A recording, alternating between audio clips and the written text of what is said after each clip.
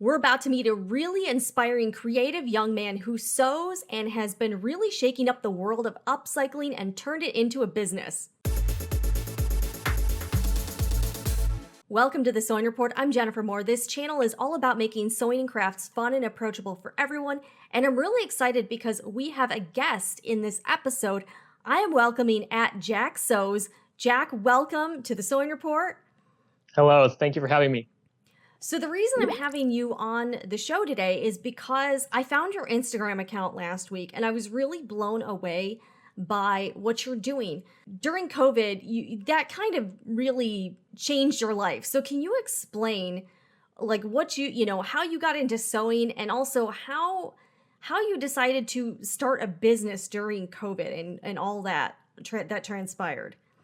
Sure, yeah. So, I started sewing back when I was like 15 or 16, and that was a while ago. So, but I think I've been sewing for about like 7 or 8 years now. So it just started off as a hobby, just for fun. It all started because I wanted to make my pants fit better because they were too like clownish and balloony. So I started off with that, and then I eventually went on to start making stuff for people, like hoodies and stuff like that. And that was about 2 years ago, where I started selling it to just my friends mostly. And then right when COVID started, like a little over a year ago, I had two jobs. I was working part-time at both of them. I was a writing tutor, and I was also a server at a cafe. And I wasn't really having a good time doing either of those jobs. But so then COVID kind of canceled those two jobs. So I was forced to start selling a lot more and making a lot more in order to make money and to pay my bills and stuff. So that's how I got started in selling more and the whole business thing. I think it's kind of interesting what you've created here on Instagram, and I'll pull up your Instagram, is you kind of have like a cult following now. So you have over 4,000 followers. And I like how you show what you're doing, how you're making things, and then you have a drop. So it's a little bit mysterious, but does it also kind of gives off this air of a little bit of exclusivity, like there's only one of these. And I think it's a really interesting business model. Can you explain how you came up with it and why you decided to go this route? Well, it's mostly there's just one of me, and I can just make one. So, I just make one and then I sell it. And I've been dabbling in setting up a website and selling items on there, because as I continue to get more followers, it gets a little more difficult to field all the messages about wanting to buy stuff. So I'm starting to phase more of my for sale items onto the website so that I don't have to be getting all these messages saying, oh, can I buy it? Can I buy it? And like trying to figure out who was first, because that's kind of like stressful. So, but it started off just like when I had like 3,000 followers, it was pretty easy just to like say it's for sale, DM me if you want it. And then I'd get like 5 people who asked me if they could buy it. And then I just pick the first one and just go down the list until someone buys it. It can be a little scary going out on your own and doing something that you've never done before. Were you surprised at the response you've gotten at your upcycling products? I think it's been a little bit of a surprise, because I've always felt like, oh, I just make this stuff and like I really think it's cool. But then like as I continue to grow and to reach more people, I can see that there's a much wider appeal for what I make. And also, there's plenty of other more popular people that are on Instagram and on TikTok too, who are making clothes just like me with upcycled vintage garments and such, that have thousands and thousands more followers than I do. So there's definitely a vast market for these items. Now, Jack, I feel like you're a little bit younger than I am, but I think it's so nostalgic. I was an 80s and 90s kid that a lot of the upcycling items you've been working on, they have a lot of like really iconic characters and TV shows. Like you've got Goosebumps, you've got I saw something with Pocahontas on it. I saw a couple Rugrats items, which was a show I used to watch. Are you getting a lot of people like maybe my age? Like, what's your typical, age range that you've got with customers? Because I know a lot of people in their 30s and 40s would totally go for all the Star Wars stuff and all of the things because they remember it from their childhood. So I think it's awesome that you found a way to, one, give these items new life, two, create a sustainable fashion business, and three, really offer a lot of these people, like, it just sort of feels like a warm memory. Like you're like, oh my gosh, I totally remember He-Man, or whatever else. Like also the wolf blankets, like those are awesome. So I think it's really cool that a lot of that stuff from the 80s and 90s seems to be back. It's weird, but it's also really cool.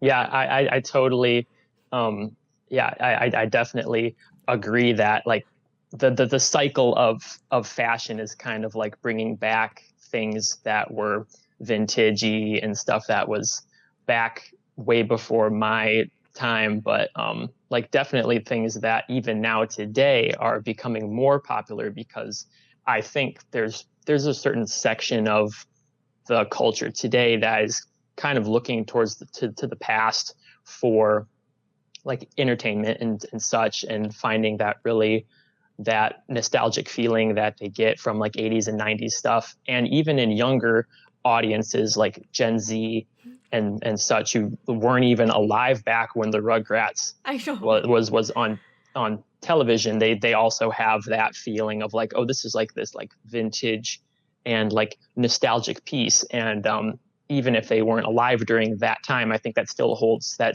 some sort of sentimental feeling and value just because it is vintage and it is it's unique. And I mean, you can't get it at the store. So I mean, that adds to the value that people feel towards the items.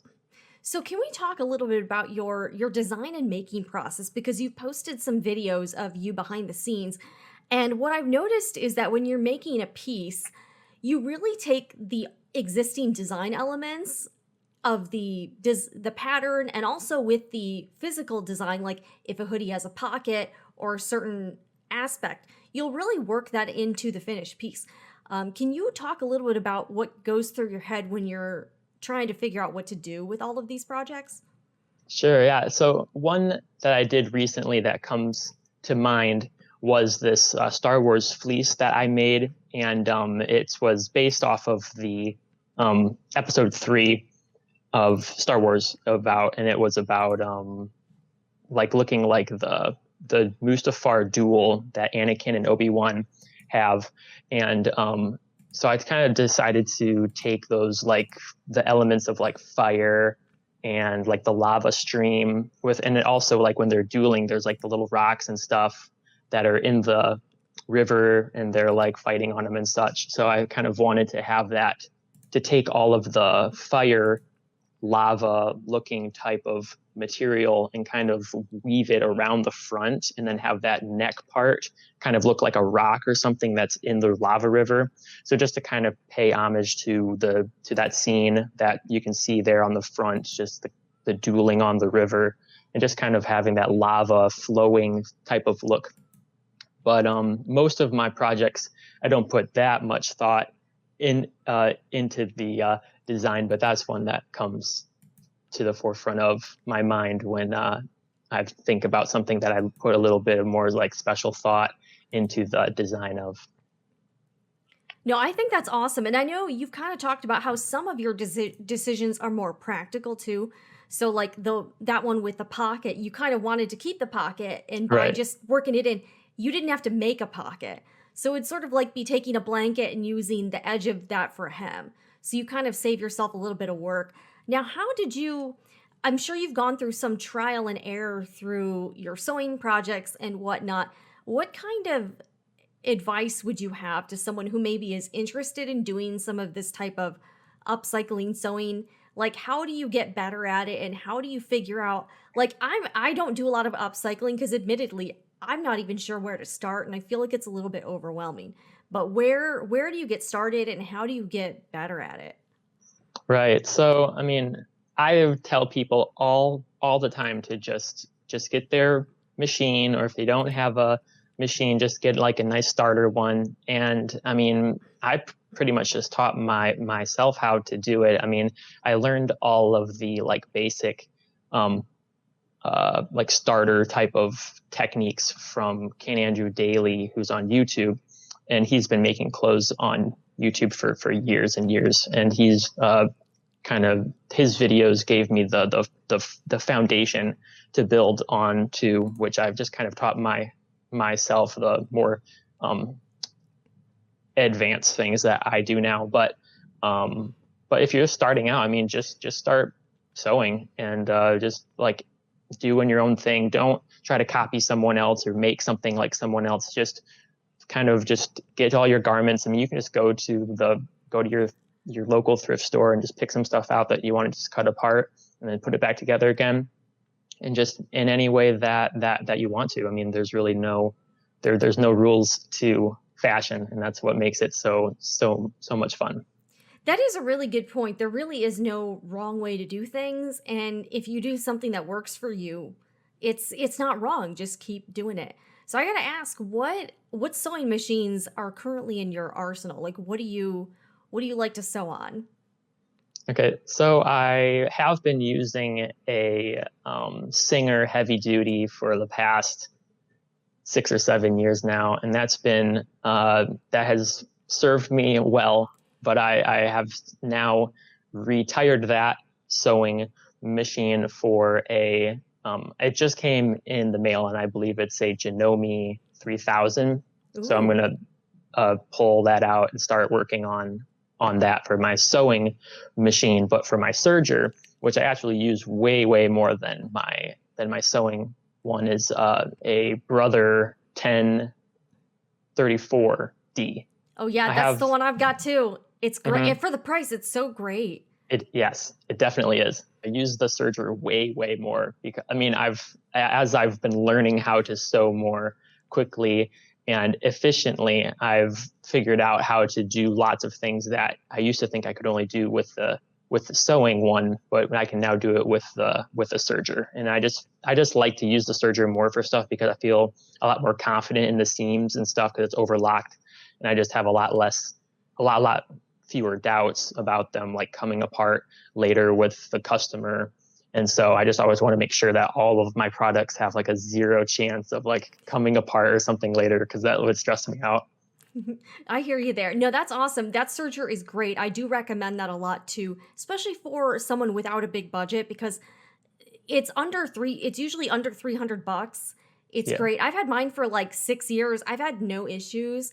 And I'm glad you mentioned the Janome HD 3000 because a lot of people have been asking me about heavy duty sewing machines, and I don't personally do a lot of heavy duty sewing, but that model does seem really popular. Have you tried it out yet? What's your Okay, so uh, Yeah.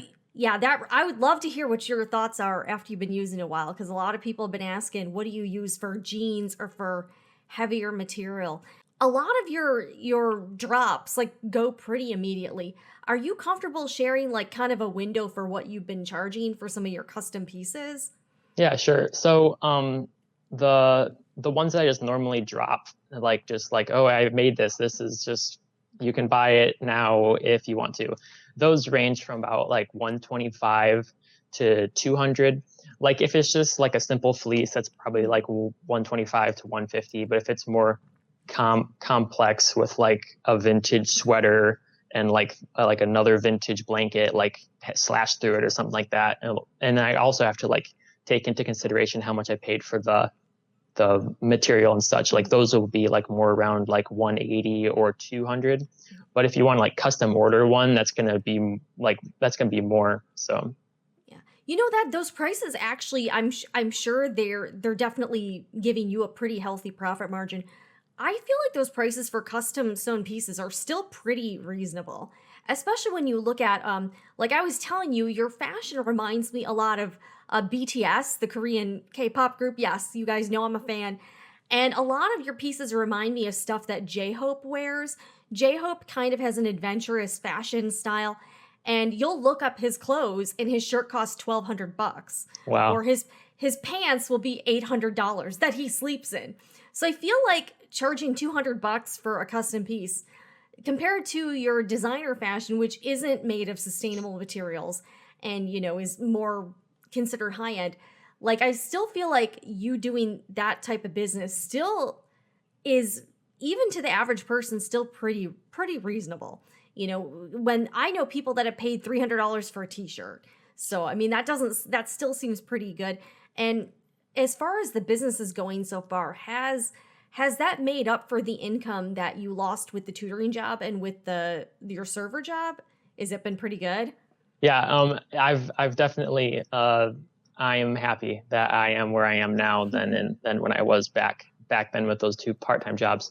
It has been paying better than both those jobs. So I'm really thankful for it. Yeah, not to mention you get to work from home. You're not really answering to anybody. So I mean, I feel like I work for myself too, and there's a lot of freedom that comes with it. And I think it's really cool that you took the leap and decided to do that. Although you were sort of forced into that situation. I know Yeah. COVID has been terrible for the whole world, but there have been some things where it's created opportunities for people like you. So I think that's really interesting that this business grew out of a pandemic. I mean, that's crazy. I Yeah, mean, there've been lots of different people on Instagram and all across different social medias that um, during COVID, during the lockdown part, there's just been all sorts of creative people or entrepreneurial minded people who have just been popping up all over. And so there's so many more people out there selling stuff that they make or selling their intellectual property now than there used to be back before the lockdowns. so you told me you're currently in school, is that right? Hmm.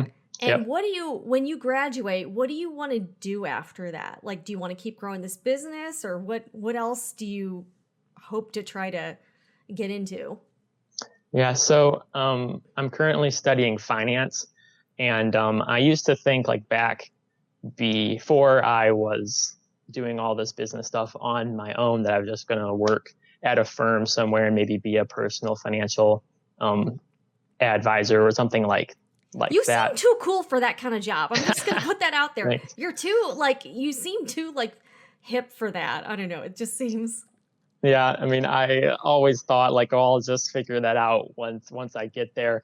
But now that I've been seeing so much uh, success and also just the expanding market for the stuff that I make and just the ideas that I have about like fashion and stuff, and just seeing that there's a wider market for it.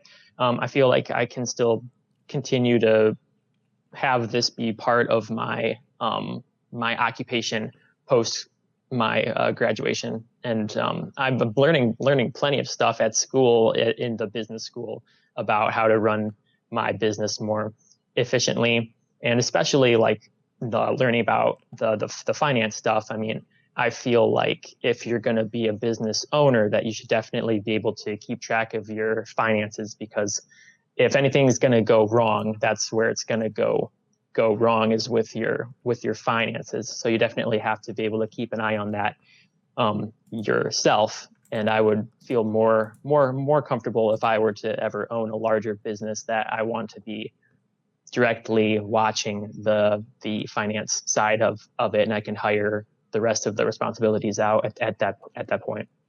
All right, so let's talk a little bit about the fashion industry because so you kind of call your style street style or hype beast fashion. Now, I'm kind of old and I'm still trying to figure out what hype beast fashion is. How would you describe it?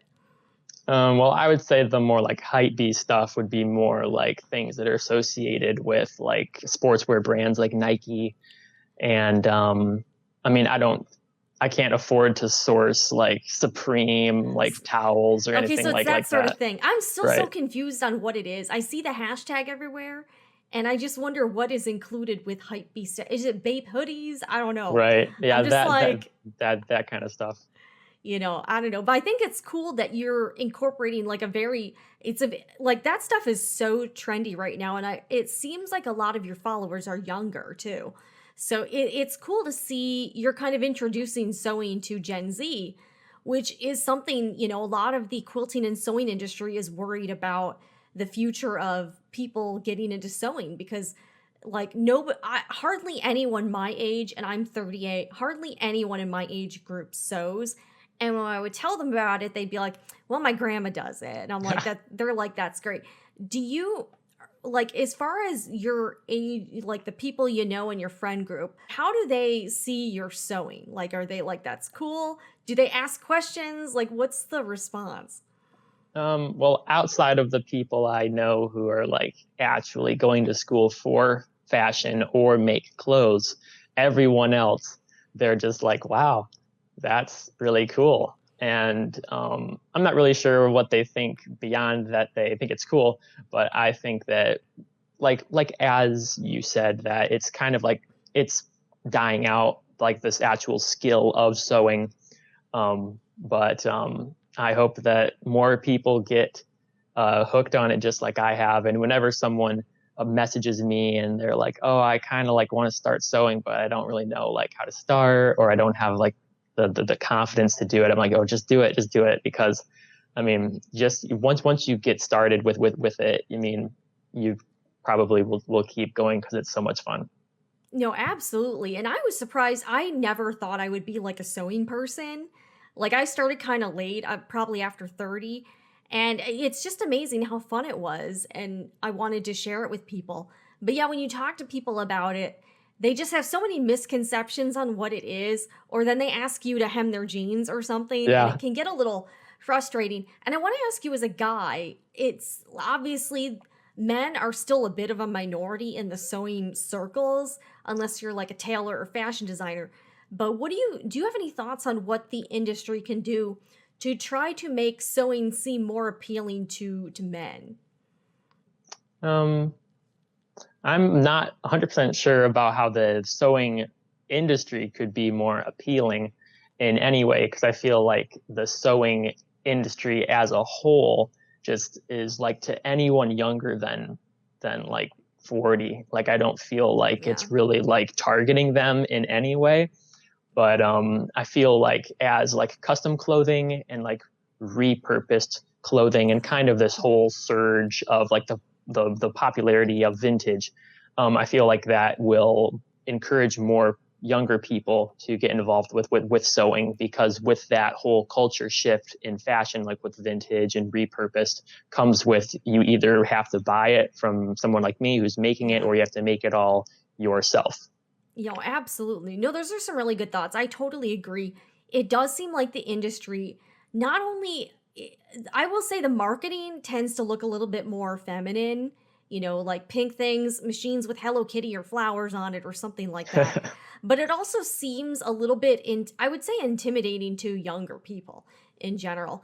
And the other thing, maybe there's something with the sustainable fashion angle that could get younger people because you're very passionate about sustainable fashion and you don't use new materials.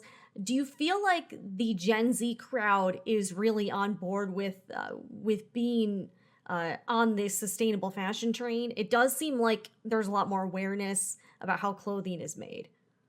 Yeah, I definitely think that that younger people feel more passionately about the environment and and sustainability as a whole. So, I mean, the whole sustainable fashion movement Mm. is centered around like you don't need to go buy like brand new clothes when there's so many out there that are cool and they're used, or you can take two used things and make something cool out of both of them. Like I think we've just come to a place as a I mean, even across the whole world, that I mean, there's been enough clothing made at this point where you really don't have to buy anything new. But that's just the way I look at it. I mean, there's plenty of purposes for new clothing and plenty of people that are out buying new clothing, and I don't think they're wrong for that or anything like that. But it's just like I feel like there's so much out there that's cool, that's already made, so you don't have to go buy something new that's generating more waste into the waterways or into the environment as a whole. Yeah, no, I agree with you. And it does seem like I think a lot of what contributes to this is definitely social media. And even on YouTube, you'll go on there and you'll see a gazillion Forever 21 hauls, Zara Right. hauls, I went to Old Navy. And, I was talking to a friend of mine who was an environmental reporter, and it's not just like she felt that a lot of it wasn't just buying green items, but it was just about buying less stuff. Like in whatever you're buying, just use as many times as you can. So I still have clothing. I literally have stuff from 15 or 20 years ago that I wear regularly. I'm that old. I have shoes that are 15 years old. So, and I know it's a little hard for people that are very preachy about like don't buy anything made in China. Like I get that and I'm on that, but it's almost impossible to live that way, and I understand that. So I feel like it's got to be a good, maybe a healthy medium. Like you kind of try to buy American when you can or buy sustainable, but I wouldn't beat myself up cuz you you just can't possibly switch over your entire life to being sustainable. I mean, I'm sure there are some people that can, like if you're living off the grid or whatever, but Right. it is really hard to escape the fast fashion and all of the, those type of manufacturing practices. It's just very hard. But I think you're definitely taking a lot of really good steps towards that by offering all of these sustainable fashion pieces. And tell me a little bit about the fact that you donate some of your proceeds to human trafficking, which I think is Yeah. really neat. Yeah, so I mean, I'm definitely passionate about a lot of different things, but that's one thing that I feel like kind of gets overlooked by the media and by our modern culture. That I just feel like it's not really mentioned Mhm. as much as that it should be. So I just feel like that's something that's really terrible and definitely needs to be addressed more than it is now.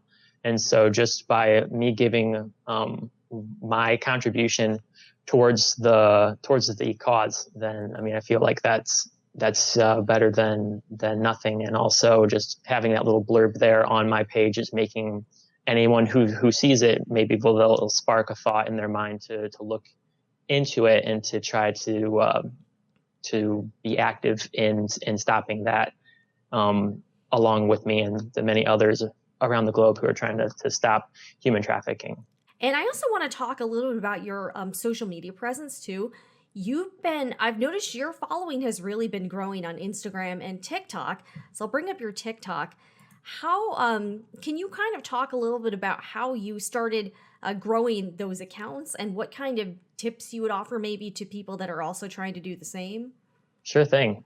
So what I've found is that, I mean, if you have a creator account, and also I think they have it with business accounts for Instagram and on TikTok, that you can look at the analytics, or the little button that says like your information about the people who are visiting you and visiting your pages and stuff, and just look at those and figure out when people are viewing your page the most, and like what days and what hours, and then just post during those times.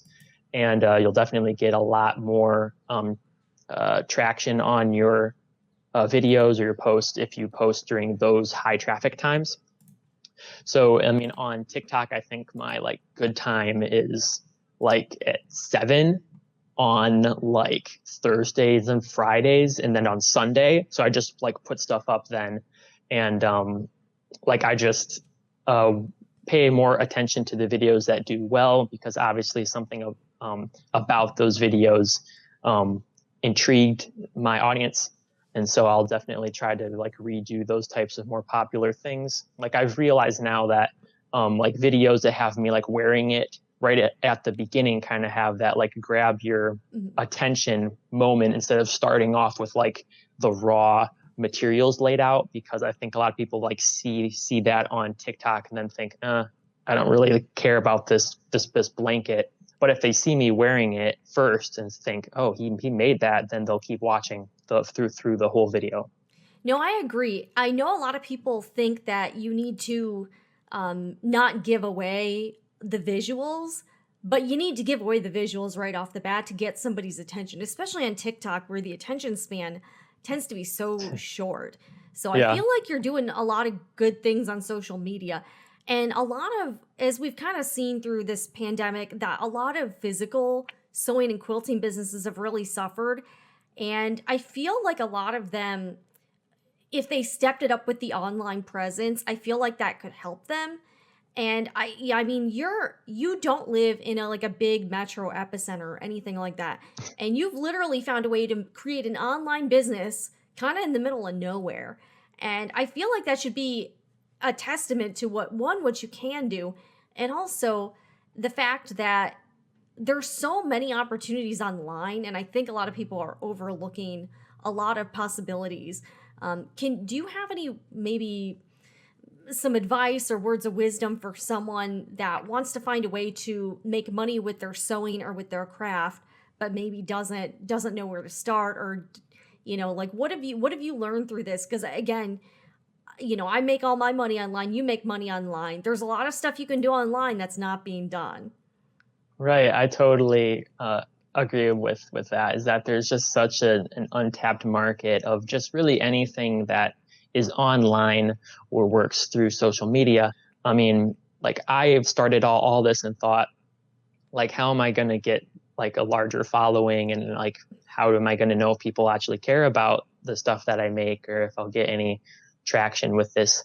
But I mean, if you just start and just be consistent. Like that's one of the main things you have to do is like you can't post or you can't do something on social media like once a week. You have to like be more consistent than that. But I mean, you can accomplish so much on social media and online, and way more than like most people would ever think. And so, I mean, I really think that even if you don't live in the big city or don't have a really awesome camera to take awesome pictures of your stuff, there's so much market out there online that is just untapped. And if you have a skill that you feel like isn't being represented, or if you have intellectual property that you feel like isn't really out there, then definitely get online, make an account somewhere, and just start posting about it and just putting your stuff out there, and eventually you'll definitely have a large following.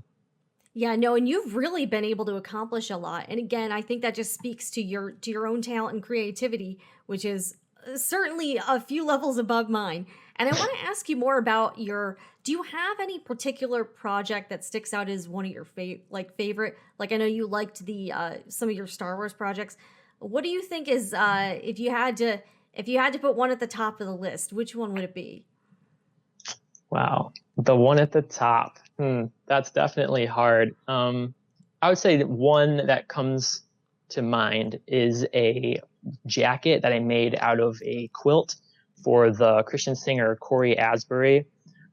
He asked me to make that for him, and it took me a while to make because I had never made anything out of a quilt, and I'd also never made like an open face jacket because normally I just make hoodies. So it was a different thing to do a jacket like this that I'm wearing, except it didn't have any buttons and it didn't have a zipper. It was just open faced and had trim along the opening, and it had like little pockets on the sides and stuff. And that took a while, but it was a learning process, and definitely was fun to learn some new techniques all along the way. But that was definitely one that came out, and at the end, I looked at it and thought, this is something special here. So that's definitely one that I would put definitely in my top three. And you've done a couple quilted items, right? Like I saw I think another one. Yeah. And is there any type of sewing that you or project that you really want to do maybe this year? Like, do you have anything on your bucket list for sewing?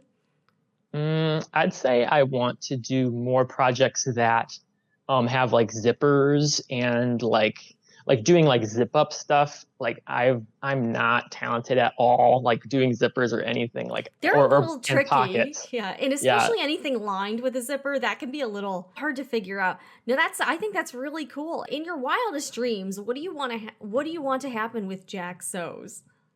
I would like to um, eventually get to a point where I could kind of have some people working for me who are helping me sew and just helping me with the whole process, and just continue to grow. Like I don't have like a specific like end goal, but I would just like to continue to grow this because I feel like there's plenty of market for it and people really like it, and hopefully I can just like keep riding this wave. Absolutely. Well, Jack, thank you so much for joining me on the show. And I also want to put it out there for you. How for the people watching, how can they support you? Like what do you want them to do? Go to your Instagram, go to your TikTok. How can people support your mission and your sewing?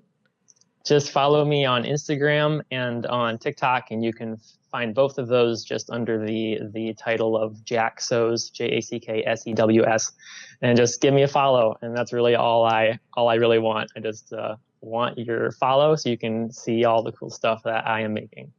Well, very cool. And I'm already following Jack in all those places. And I feel like Jack also needs to have a YouTube. So if you have a YouTube, I will also link it in I will link everything below. Jack, thank you so much for joining us. This has been an awesome conversation. And for everybody watching, let us know what did you think in the comments. What's your favorite after scrolling through Jack's Instagram? What's your favorite piece he's sewn, and is this inspiring to you? Because this is super inspiring to me. I kind of want to go try to find some thrifts and stuff now and try to see what I can do. But follow Jack everywhere. And also, it would also help me out if you like this video. And if you enjoyed conversations like this, also let me know below in the comments, and subscribe to the Sewing Report, where we really try to make sewing and crafting fun and approachable. Jack, thank you so much. Well, thank you so much for having me on. All right, guys, we'll see you next time.